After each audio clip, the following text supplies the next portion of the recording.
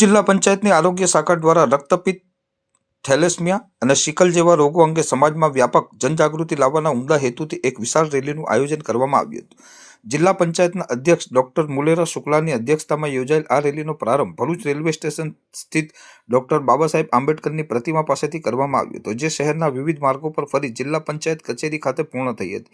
આ પ્રસંગે આરોગ્ય શાખાના ડોક્ટર નિલેશ પટેલ સહિતના ઉચ્ચ અધિકારીઓ ખાસ ઉપસ્થિત રહ્યા હતા. રેલીમાં વિવિધ કોલેજોના વિદ્યાર્થીઓ અને એનસીસી કેડર્સે અત્યંત ઉત્સાહપૂર્વક ભાગ લઈ પ્લે કાર્ડ્સ અને સૂત્રોચ્ચાર દ્વારા લોકોને રક્તપિત્ત પ્રત્યે જાગૃત કર્યા હતા. ભેદભાવનો અંત લાવી ગૌરવ સુનિશ્ચિત કરી એના મુખ્ય ઉદ્દેશ સાથે યોજાયેલ આ રેલી દ્વારા રોગ અંગેની ગેરમાન્યતાઓ દૂર કરવા અને સમાજમાં સ્વીકૃતિ વધારવાનો મજબૂત સંદેશ પાઠવવામાં આવ્યો હતો. આ અભિયાન દ્વારા જિલ્લાના નાગરિકોને વહેલા નિદાન અને સારવાર અંગે માહિતગાર કરી રક્તપિત્ત મુક્ત સમાજની રચના કરવા પર ભાર મૂકવામાં આવ્યો હતો.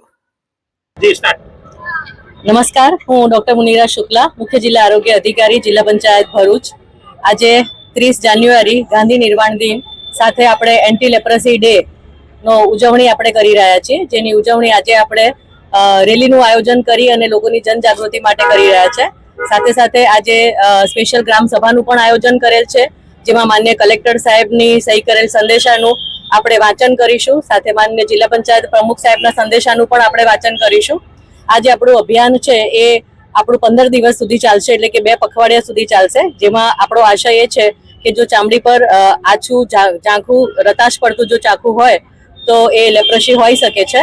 એટલે એનું આપણે હાઉસ ટુ હાઉસ સર્વે પણ કરી અને એનું નિદાન પણ કરવાના છીએ. અને આજે આપણી સાથે કોલેજના સ્ટુડન્ટ પણ જોડાયા છે. એટલે દરેક જગ્યાએ જનજાગૃતિ થાય એ જ આપણો આશય છે.